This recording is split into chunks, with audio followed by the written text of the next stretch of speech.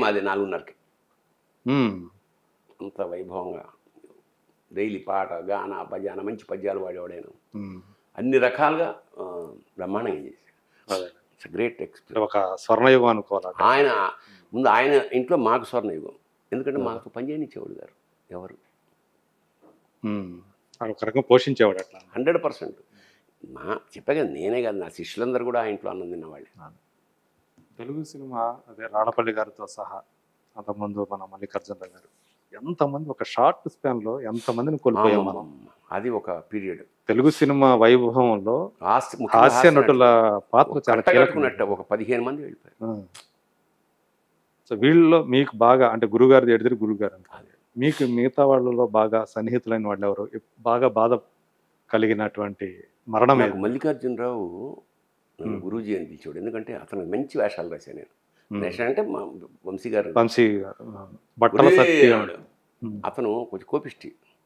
మల్లికార్జునరావు కోపిష్టి అంటే ఎవరన్నా మాట అంటే పడే మనిషి కాదు. నేను ఎన్నన్నా నోరు మూసుకుని ఏం మాట్లాడేవాడు. బట్టల సత్యం, ఎందుకంటే ఆయన పోయినప్పుడు బట్టల సత్యం అనేసారు. అవును, మల్లికార్జునరావు పోయడం లేదు, బట్టల సత్యం. అవును, క్యారెక్టర్. అందువల్ల విపరీతమైన గౌరవం అంటే నాకు అతను చాలా చాలా. ఈ ఫ్యామిలీ మెంబర్లో ఉండేవాడు.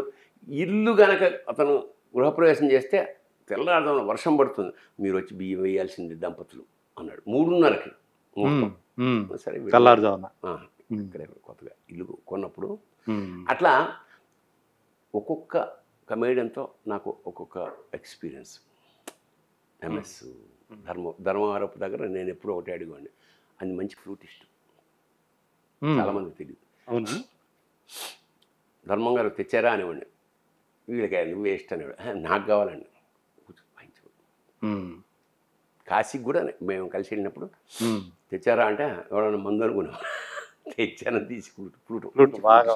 ఈ కోణం చాలా మందికి తెలియదు. అవును, అసలు ఎప్పుడు విన్నట్టుగా కూడా లేదే. చాలా అద్భుతంగా వాయించేవాడు. ఘంటసాల ప్రతి పదం అవుతుంది మనవాడ దగ్గర, ప్రతి పదం అంత రికార్డ్ కలెక్షన్. ఇది ఘంటసాల గారిది మాత్రం అంత వీరాభిమాని. Okay okay. ఎంఎస్ నారాయణ సంస్కృతం చదువుకున్న పండితుడు లాంటి వాడు. సంస్కృతం చదువుకున్న ఏకైక కమేడి నాకు తెలిసి.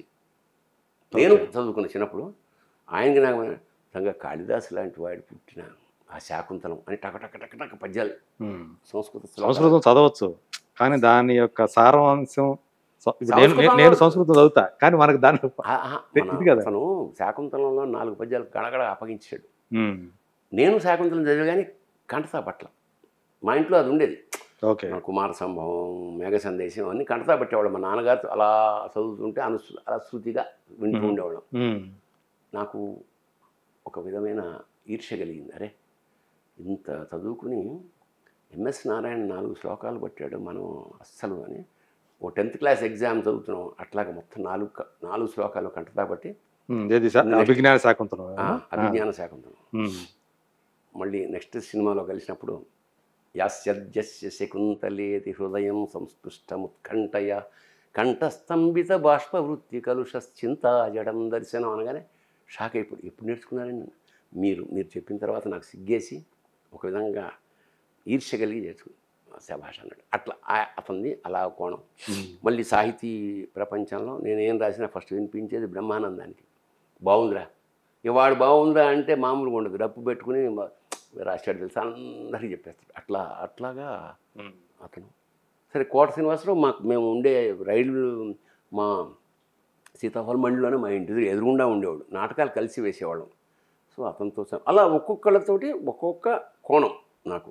ఓకే. అందరితోటి గిరిబాబు గారు మంచి సరదా మనిషి. నేను గిరిబాబు, సుధాకరు శిశీంద్రి చేశాం కదా, ఆల్మోస్ట్ 40 రోజులు కలిసి ఉన్నాం ముగ్గురం ఆ సినిమాకి. శివనాగేశ్వరుడు ముగ్గురు దొంగలు అయ్యే మరి. చాలా చాలా ఎంజాయ్ చేసాం. అలాగా చాలామంది కమేడియన్స్ చాలా ఆత్మీయులు.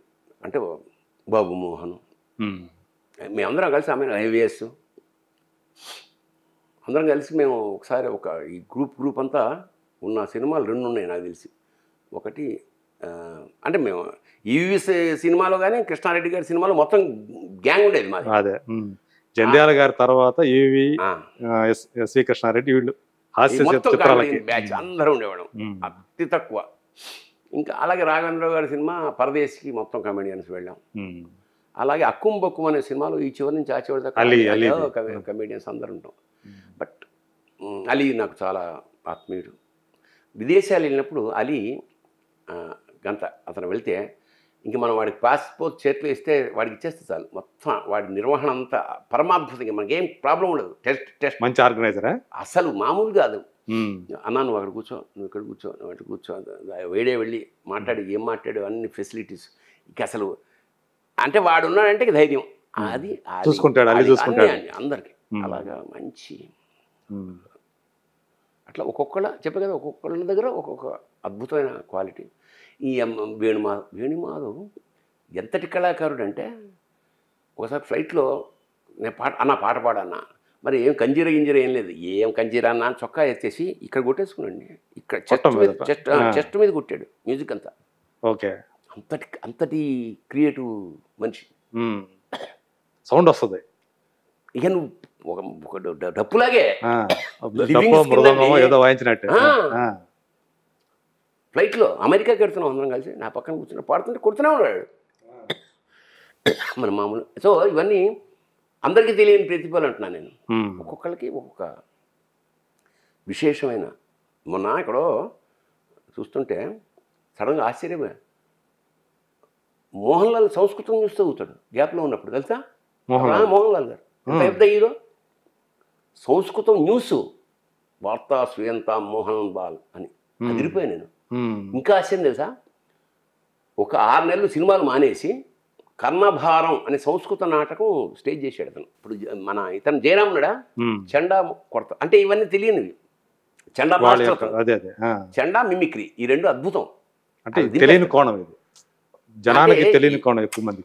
కమెడియన్స్ కదా అట్లా లేదు. మా టీంలో అందరూ చదువుకునే వాళ్ళు, వేళాకోళంగా కమెడియన్ వాళ్ళు చాలా తక్కువ. సాధారణంగా ఏంటి మనకు సినిమాల్లో హీరో అంటే బయట కూడా హీరో అంటాడు, ఎందుకు పనికి రాని వాడు జోకులేసాడు కాదు. అందరూ well read genius. Sudarshan doctorate PhD తెలుసు కదా, ఒక లెక్చరర్, ఇంజనీరింగ్ కాలేజీ లెక్చరర్, నాకు మంచి స్నేహితుడు కూడా. మరి చేత అతని ఎక్స్ప్రెషన్స్ కానీ మొత్తం మొహం మీద కెమెరా పెడితే చాలు.